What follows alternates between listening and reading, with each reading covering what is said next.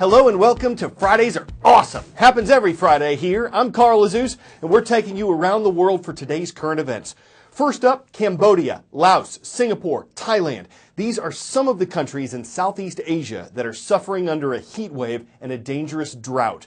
Temperatures are rising over 112 degrees Fahrenheit in some places. That's setting records. In Malaysia, schools are closing and animals are dying. Wells and lakes are drying up. Vegetables are withering. Same story for crops in Vietnam, with the Mekong River at record low levels. And the Indian government says 330 million people, more than the entire population of the U.S., have been affected by drought.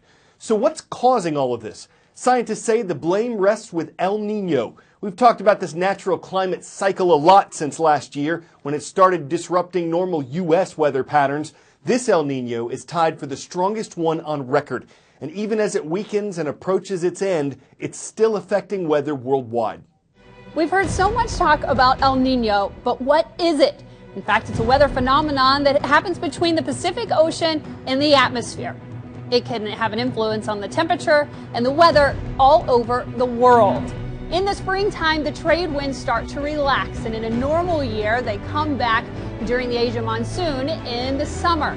During an El Nino year, they don't. In fact, some years, the trade winds can even reverse. That has a huge impact on the Pacific Ocean. During a normal year, warm water is pooled on the west side of the ocean, cooler water on the east side. That results in cooler waters off the coast of California and warmer waters in the western Pacific. During an El Nino year, that thermocline tilt goes away, and so warm water is spilled all the way over to the east side of the Pacific. That increases convection. It also brings thunderstorms to the coast of California and droughts to the western side of the Pacific. We all know that El Nino will impact the world. The only question is, how will it affect you?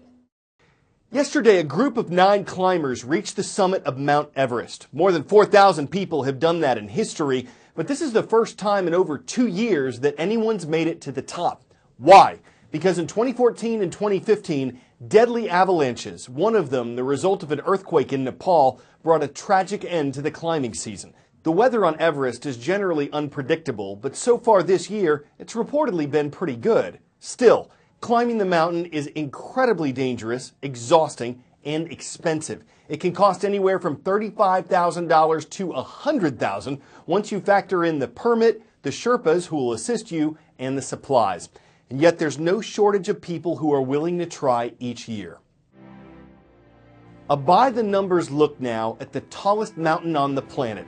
Everest rises more than 29,000 feet into the sky. To put that into perspective, imagine stacking 20 Empire State Buildings on top of each other. The first people to summit the mountain, Tenzing Norgay and Sir Edmund Hillary, who reached the top back in 1953. The record for most climbs to the summit, Appa Sherpa, who's made it 21 times, and Yuichiro Miura, at age 80, became the oldest person ever to climb Everest. In another proof that age is just a number, Jordan Romero, at age 13, is the youngest person to reach the summit. But the danger remains. More than 225 people have lost their lives trying to climb the mountain.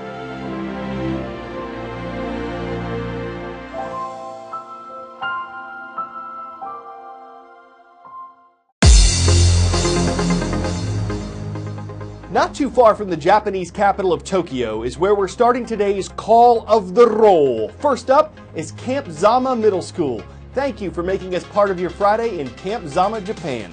Jumping across the Pacific, we're making a stop in La Habra, California. The Heralds are watching from Whittier Christian High School. And from the city of Danville, Arkansas, and the School of Danville Middle, welcome to the Little Johns. Great to see you.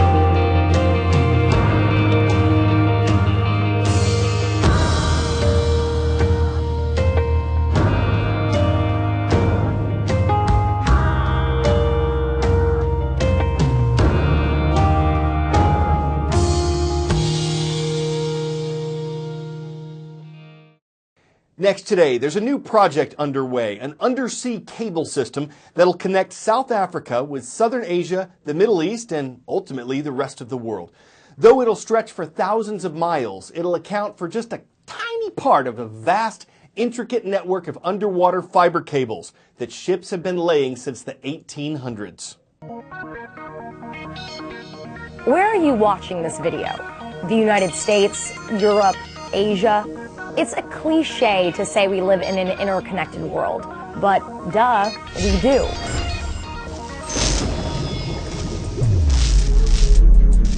And the global circulatory system that delivers 99% of international data from point A to points B through Z and back again is made of fiber optic cable. Unlike copper cables, which transmit electrical energy, fiber optic cables transmit light. That makes them significantly faster and less susceptible to interference. Fiber optics trump satellites too. They're cheaper, they're faster, and you don't get those delays. Fiber optic cables are buried deep underwater. Over 300 of them connect every continent not named Antarctica. And laid end to end, the 550,000 miles of cable would circle the Earth 22 times. And boy, is that good for business. E-commerce isn't bound by borders. An international stock trade can be executed in a flash. You can video conference with colleagues in Florida or France or Fiji. Not a problem. Take a ride on the global fiber optic network. And offices wired with a fiber optic network allow for speedy data sharing. So we here at CNN can send our videos from one edit suite to another really fast. And consider this, thanks to fiber optic cables, innovations aren't bound by bandwidth. Remember trying to stream a video in the old days? Brutal. Do you think Netflix would have even come to be with that kind of infrastructure? I mean, would you even be watching this video?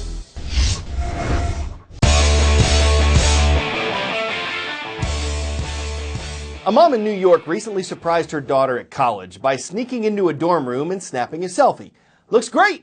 There's just a little problem. The mom says, "Look where I am, where are you?" The daughter says, "Where's that? I'm in my dorm."